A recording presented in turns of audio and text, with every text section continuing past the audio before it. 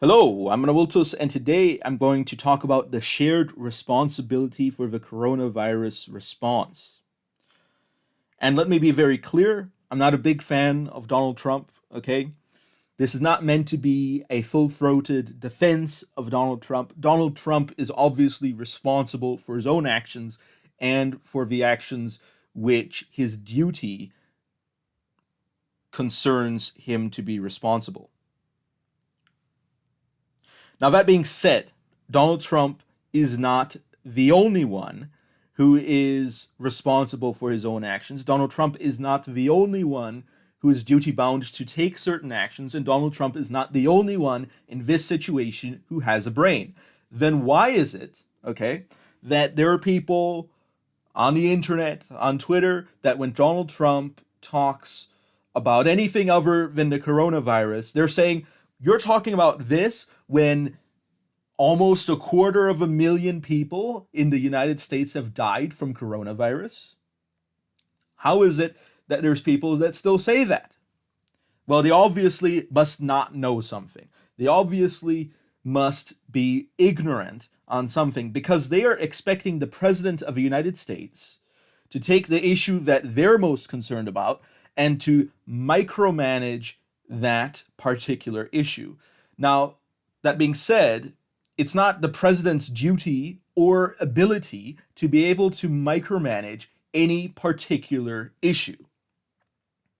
It is the president's duty and responsibility to generally manage many of these things. It is the president's duty and responsibility to ensure that the right people are put in to manage these things.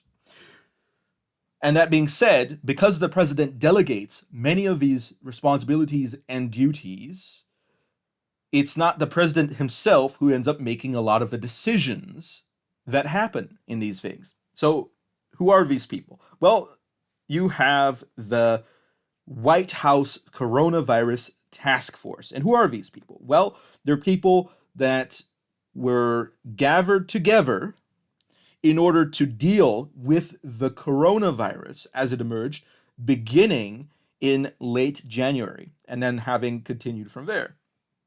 So, this task force is led by the Vice President Mike Pence and has very many different leaders of various agencies and departments of the US government in it.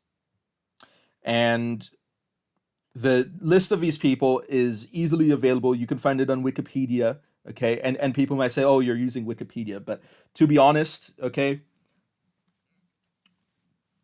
let's be honest here, it's not a problem to use Wikipedia in certain cases. Let's be very clear here. Now, that being said, these are not the only people that are responsible. Why? Because the United States, as a union of states, has states that themselves hold a great degree of power and responsibility for themselves. So each state in the United States also has duties and responsibilities to its people.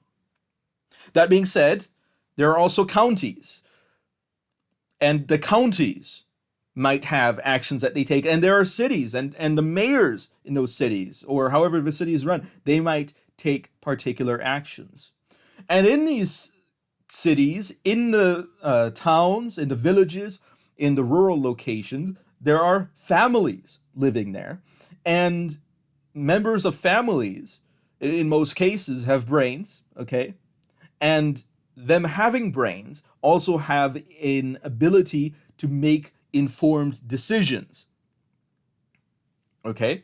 And these families are composed of individuals who also have an ability to make informed decisions. Why? Because they have brains, they live in a country where they have the opportunity to gather information, they have the opportunity to speak with various people, to become educated, and to use critical thinking skills to deal with problems. Okay? So to say that it is the responsibility of one particular person to say that it is the duty of one particular person to ensure that no one dies, or to ensure that the number of deaths are minimized to the lowest possible, to say that it is the power and responsibility of one person is a promotion of tyranny. It is the promotion of the power grab away from the individuals, away from the families, away from the cities, away from the counties, away from the states, away from the response team to an autocrat that has totalitarian power. And frankly, Donald Trump isn't interested in becoming one as much as some people imagine that he is. So when people say that Donald Trump should use every possible power, should ignore every possible limit, should take upon himself the entire responsibility, that's what they're advocating for. It might not be in so many words, and obviously people will say that that's not the end goal. And I understand that that's not their end goal. It's not their end goal to give power to a totalitarian autocrat. The idea of tyranny is something that's not popular in the United States. Okay? So I understand that that's not their end goal, but that's what would have to happen for the president to actually be responsible.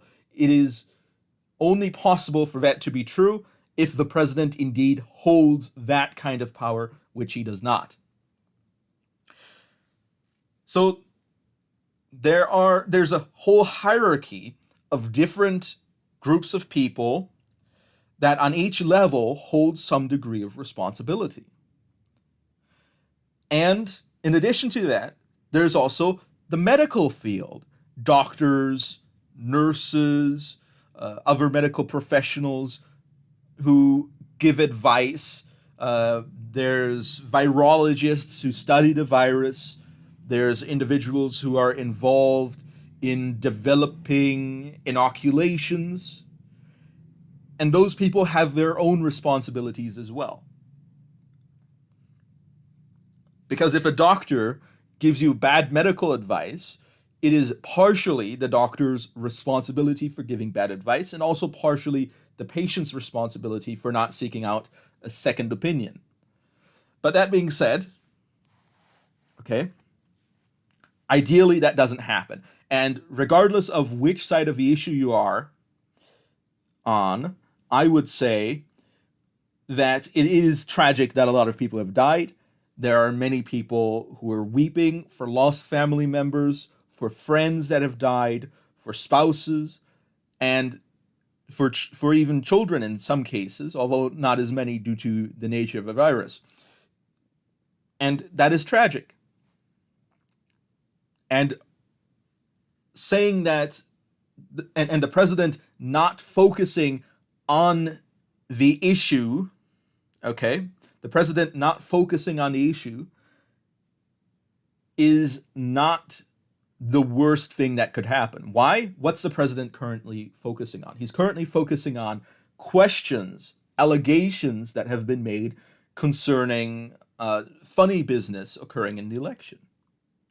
And some people might say that's less important than the coronavirus. Well, let me be very clear. Okay, the coronavirus, even though it's more infectious, even though it's more lethal than many strains of the flu, okay, it's not an existential threat to the country. Okay? But corruption in our government can become an existential threat to the future of the country. And therefore, if you take a realist approach on having the country survive so that everything else that is contingent upon the country's survival survives, then Donald Trump is actually looking at something that's more important. Okay? And again, I'm not a big fan of Donald Trump. Let me be very clear on that. But if there's one thing you take away from this, if there should be one thing you take away from this, it's that it's not all the responsibility of a single man, and you shouldn't treat it like it should be the responsibility of a single man. It is the responsibility of many decision makers all the way from the top, including Donald Trump, all the way to the bottom, including the individual American living here, there, and everywhere. So tell me what you think. Do you agree? Do you disagree? Do you think that Donald Trump should be held directly responsible for everything that happens, even though there's no way he could control everything, and there's no way that he should control everything? Tell me what you think in the comment section below. I've been Anawiltus. Thank you for watching, and I'll be seeing you all next time on Wiltus over and out.